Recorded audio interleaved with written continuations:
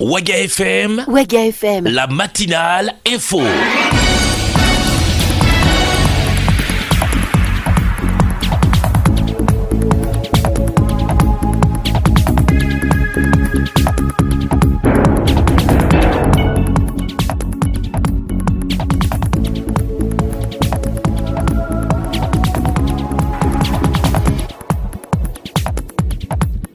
Très belle journée à toutes et à tous. Mesdames, Messieurs, bonjour et bienvenue à cette édition sur la radio de toutes les générations. Voici le sommaire.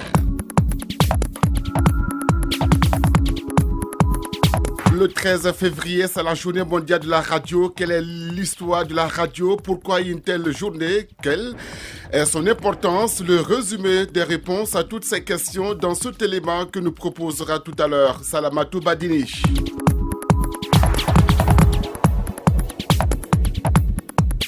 Justement, au fil des décennies, la radio a maintenu sa place de leader parmi les moyens d'information des citoyens au Burkina Faso comme ailleurs dans le monde. Grâce à la radio FM, le citoyen peut s'informer sans pour autant marquer un temps d'arrêt dans ses activités.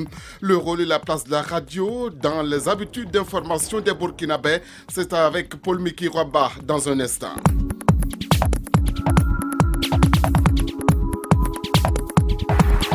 Noir Mélodie, le nouvel album de l'artiste Will Be Black a été présenté aux hommes de médias. C'était ce week-end ici à Ouagadougou.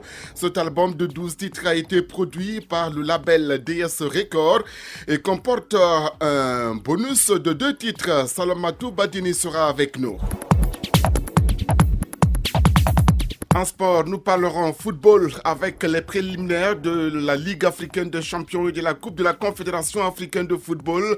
Le Rail Club du Kadioko en Ligue des champions a battu le samedi dernier les Diables Noirs du Congo-Brazza 3-0. L'AS Sonabel et le Sporting Club de Gagnon a été aux prises hier dans le cadre des préliminaires de la Coupe CAF 0-0 après 90 minutes de jeu.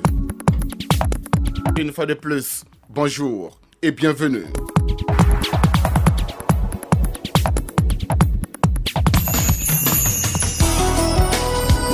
Les infos sur Waga FM, l'actualité nationale. Salif Kaboré à la présentation et très heureux de vous retrouver. Le 13 février, c'est la journée mondiale de la radio. Quelle est l'histoire de la radio? Pourquoi une telle journée? Quelle est son importance? Résumé de toutes ces réponses aux questions avec vous, Salamatou Badini. L'histoire de la radio accompagne l'histoire de la fin du 19e siècle et celle du 20e siècle grâce à une suite de découvertes et d'inventions qui, en se complétant, ont abouti aux télécommunications modernes. En 1894, le physicien italien Guglielmo Marconi est considéré comme le père des transmissions par radio. La radio s'est implantée progressivement dans le monde entier en jouant un grand rôle lors des grands événements heureux comme tragiques. L'histoire de la radio en Afrique noire démarre avec l'installation des premiers postes émetteurs en 1924 dans l'Union sud-africaine. Mais l'implantation de la radio est tardive dans les colonies françaises. Le premier véritable poste émetteur apparaît à Dakar seulement en 1939. La période d'éclosion des radios privées commerciales, associatives ou communautaires correspond à la montée des revendications politiques en Afrique. C'est ainsi qu'en 1990-91 s'installe au Burkina Faso une première radio privée de type commercial. Pourquoi le 13 février pour célébrer la journée mondiale de la radio? Cette date marque l'anniversaire de la première émission diffusée par la radio des Nations Unies en 1946. La journée mondiale de la radio vise à sensibiliser davantage l'opinion à l'importance de la radio, à faciliter l'accès à l'information grâce à ce média et à renforcer les contacts en réseau entre radiodiffuseurs. C'est en novembre 2011 que l'UNESCO a institué cette journée, faisant suite à une proposition de l'Académie espagnole de la radio. La radio est un média accessible à tous. Elle permet de s'informer mais aussi de s'exprimer. Ce média reste le moyen de communication qui touche le plus de monde dans les endroits les plus éloignés du globe. À l'heure où l'on ne parle que de l'Internet et du multimédia, la radio pratique et économique reste le média roi en Afrique. Merci à vous, Salamatou Badini. À l'occasion de cette journée internationale de la radio, les Burkinabés se sont prononcés sur son importance. Suivez ce dossier réalisé par Aboubakar Kébri. Ère de grande galopée des nouvelles technologies de l'information, cela semble être un truisme de se demander si la radio est encore importante. Mais rassurez-vous, la place de la radio est toujours grande, à en croire beaucoup de ses auditeurs. Je suis Bansé Abdoulaye, directeur régional sport et loisirs Centre-Sud Manga. Mais absolument, la radio est très importante, d'autant plus qu'elle permet quand même de véhiculer un certain nombre d'informations, les messages, en tout cas, et ça nous informe, voilà, ça cultive. Donc je pense que la radio a sa place aujourd'hui. Je crois que la radio est toujours et elle restera toujours importante. Parce que par rapport avec la radio, on a l'impression d'entendre beaucoup de choses que les gens n'arrivent pas à dire directement. Genre, face à ton voisin comme ça, il y a des choses que tu ne peux pas dire. À la télé aussi, il y a des choses qu'on ne peut pas dire ouvertement, plus on te voit physiquement. Mais à la radio, on peut dire tout. Il y a longtemps, j'ai écouté la radio. Après, il y a le net maintenant, vous voyez, donc c'est difficile. Internet, c'est justement cet outil qui dispute âprement la place à la radio au sein des habitants de la Terre en ce 21e siècle. En tout cas, de nos jours, là, avec l'innovation des nouvelles techniques de communication, là, en tout cas, c'est en train de diminuer. Avec le net, tout, c'est les radios, c'est à travers les radios qu'on s'informe, qu'on sensibilise les gens. Maintenant, avec le net, tout est devenu au hasard. Il y a effectivement les réseaux sociaux qui informent également. Mais vous savez, il y a que la véracité de l'information se trouve dans la radio. Les journalistes, c'est des gens formés. Et naturellement, ils donnent la quintessence, la vraie information. Dans les réseaux sociaux, il y a du tout. Il suffit pour peu que moi je mette n'importe quelle information et que je balance. Ça peut ne pas être vérifiable, ça peut ne pas être exact. Mais la radio, c'est vraiment organisé et toutes les informations qu'elle donne, c'est vraiment des informations apportées, c'est des informations qui permettent donc aux personnes de pouvoir se cultiver. Si vous voulez, pour parler terre à terre, c'est des vraies informations que la radio donne. Et la radio a toujours de beaux jours et peut même demeurer indétrônable si ces solutions proposées ici par ces interviewés sont respectées. Il faut travailler encore à professionnaliser les journalistes, à professionnaliser la radio. Ça peut continuer, on demande à ce que s'il y a des nouvelles innovations même là, pour que la radio puisse aller vers les zones où il n'y a même pas de radio là. Bon, la radio peut survivre si elle se bat pour conserver sa place. Quand cela ne tienne, la radio est le premier médium le plus accessible à tous, d'où la difficulté de se passer d'elle. Merci à vous, Aboubacar Kebré. Bonne journée. Au fil des décennies, la radio a maintenu sa place de leader parmi les moyens d'information des citoyens au Burkina Faso comme ailleurs dans le monde, n'est-ce pas, Paul Meki Wamba? Burkina Faso, comme ailleurs, la radio demeure le média le plus accessible en ville comme en campagne.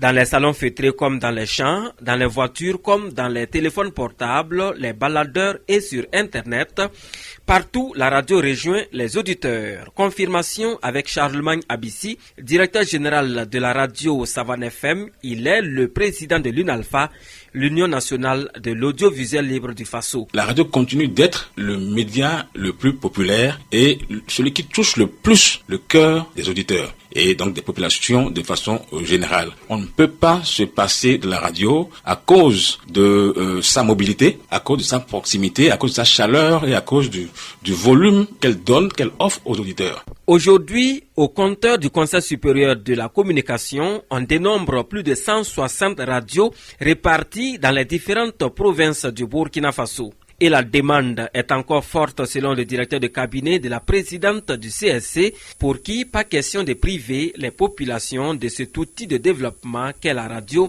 Nuhun Tanou. Dans toutes les régions, disons dans toutes les provinces, vous avez des radios. Je vous dis, c'est pas un secret, toutes les mairies veulent avoir leur radio. Il y a 370 mairies. Tous les gros villages veulent une radio. Nous avons 8000 villages au Burkina. C'est sûr qu'avec le développement du solaire et de l'électricité, il y aura là aussi une véritable offre pour les demandes en termes de radio. C'est un outil de développement. Et cet outil de développement, effectivement, on ne peut pas priver les populations de cet outil précieux. La radio demeure également l'un des médias qui résiste au mieux à l'invasion d'Internet, des réseaux sociaux et du journalisme dit citoyen. Car il n'est pas donné à n'importe quel Facebooker de s'emparer des micros pour diffuser une information erronée. Et c'est d'ailleurs pourquoi la radio continue de mériter la confiance des auditeurs. Il appartient donc aux animateurs des radios de continuer d'être professionnels, d'où cet appel de Charlemagne Abissi. Je dis qu'il faut toujours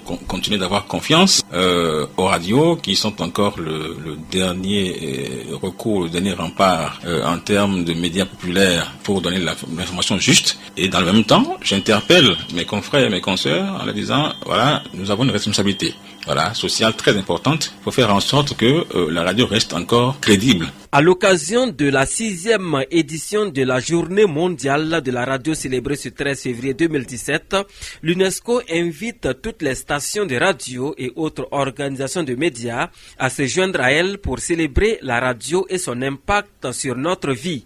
La radio, selon l'UNESCO, reste le moyen le plus dynamique, le plus réactif et le plus attractif qui existe, s'adaptant ainsi aux changements du XXIe siècle et offrant de nouvelles façons d'interagir. Bonne fête à Radio Waga FM et à toutes ses consoeurs. Il est 7h passé de 11 minutes ici à Waga FM.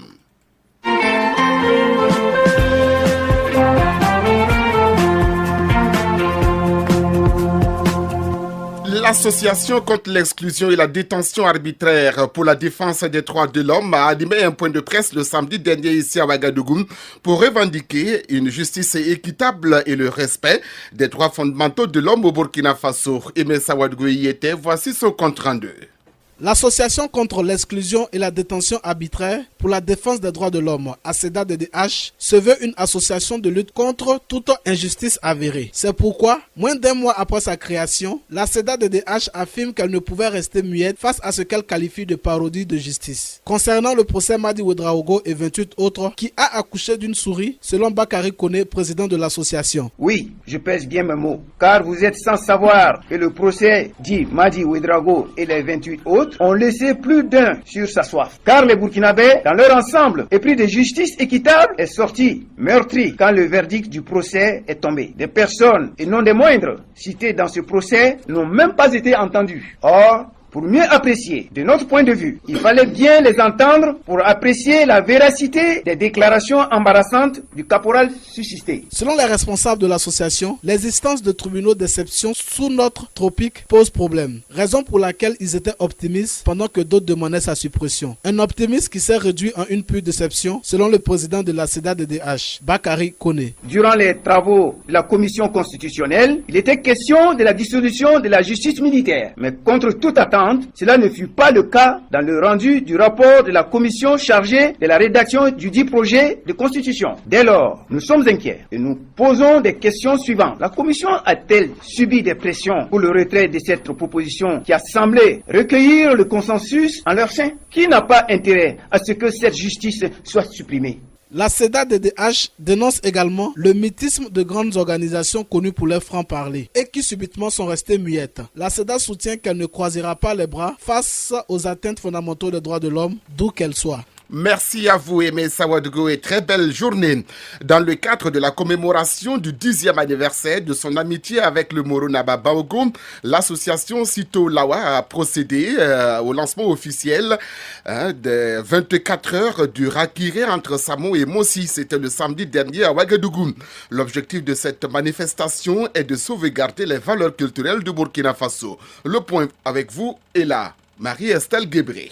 Pour la 4e année consécutive, les ressortissants du Sourou et du Nayala, à l'appel de l'association Sitoa Lawa et ses associations sœurs Sana et Mossé, se sont retrouvés samedi chez le Moro Naba Bango, empereur de Mossé, pour les 24 heures du Rakiré ou parenté à plaisanterie entre Sana et Mossé. Entre comédie, sketch et prestations artistiques, tout était réuni pour célébrer cette valeur culturelle burkinabé. Le Rakiré coïncide cette année avec le 10e anniversaire de l'amitié qui existe entre le Moro Naba Bango et les membres de l'association Sitoa Lawa. Suzanne Paré, présidente de l'association. Depuis 2007 à nos jours, ça fait 10 ans.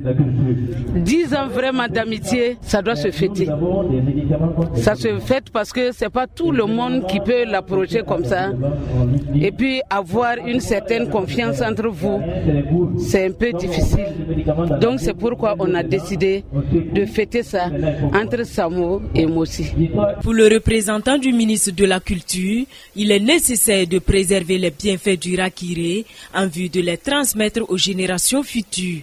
Mahamoudou Oubda. C'est une valeur sécrétée par nos ancêtres pour justement établir la cohésion sociale et le vivre ensemble. Et pour nous, c'est une valeur à préserver et à transmettre justement à notre progéniture. Tirant leçon de la réussite de ce rendez-vous annuel des Sana chez le chef des Mossé, le gouvernement, selon le représentant du ministre de la Culture, pourrait envisager l'organisation d'une journée nationale de la parenté à plaisanterie. Question de promouvoir et perpétuer cette valeur culturelle. Merci Marie-Estelle Guébrier et excellente journée à vous.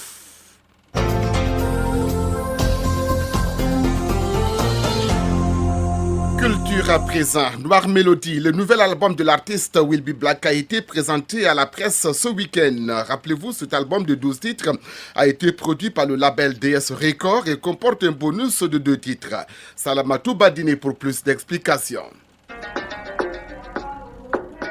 Wilfried Betiono, alias Will Be Black, fait son entrée doucement mais sûrement dans l'arène de la musique burkinabé.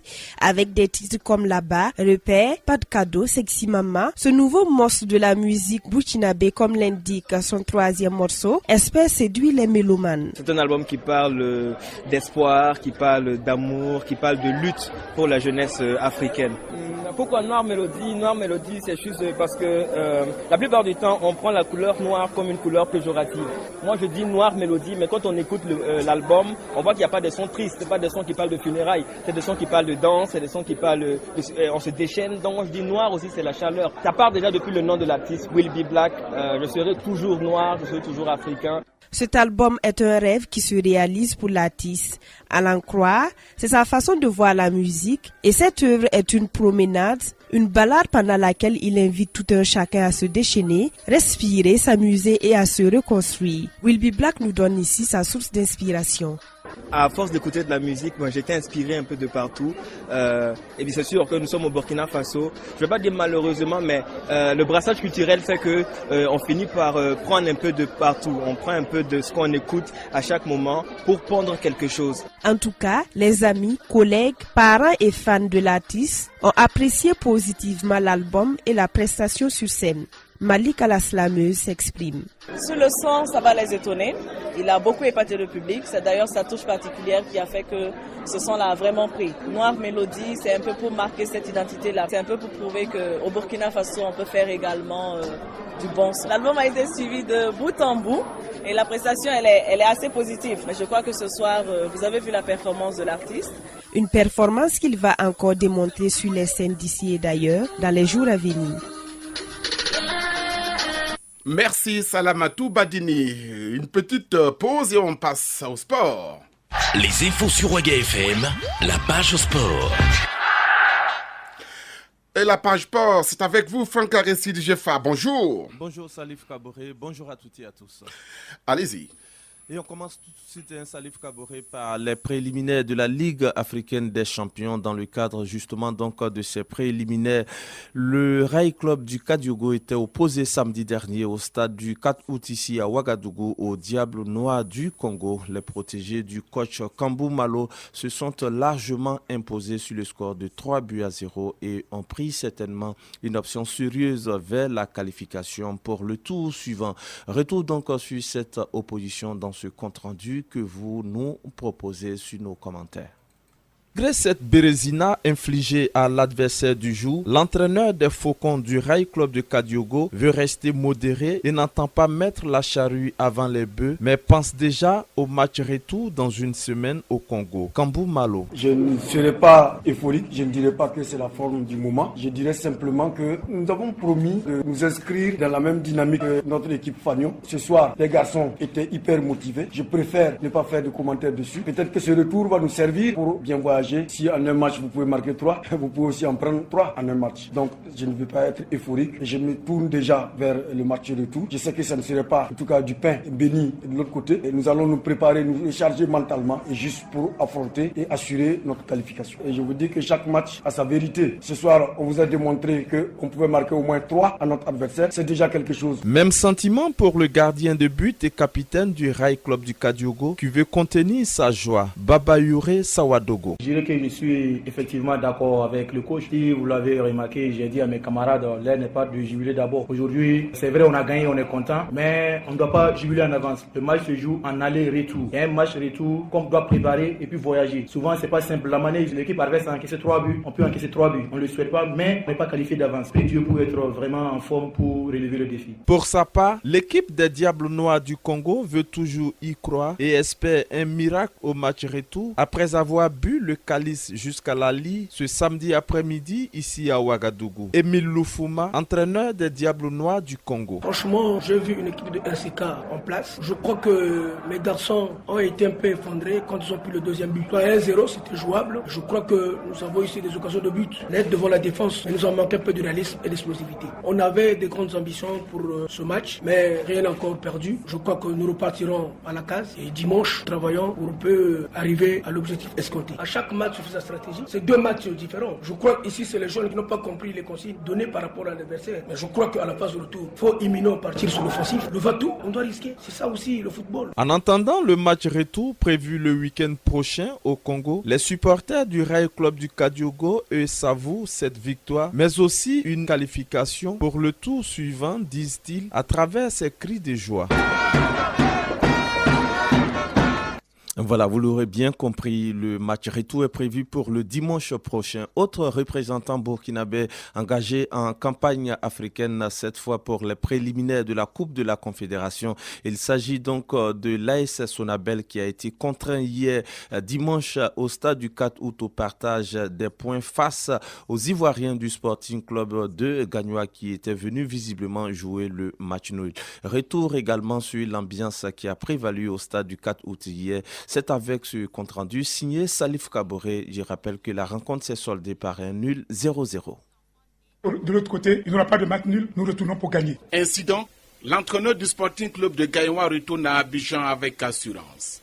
Hier au stade du 4 août de Ouagadougou, les électriciens ont tout essayé, mais l'inexpérience de l'équipe a pris le dessus sur le désir, explique le capitaine de l'AS Sonabel, Oumar Diallo. C'est l'inespérance devant. Parce que quand on prend la ligne d'attaque, pratiquement, ils sont tous jeunes. Ils avaient du mal à rentrer dans le match. Mais en deuxième mi-temps, ils ont essayé de pousser. On n'a pas pu scorer. Les Ivoiriens jouant plus libérés, avec à la clé une force dans le repli défensif, ont réussi à emballer les tentatives de but de l'équipe burkinabé.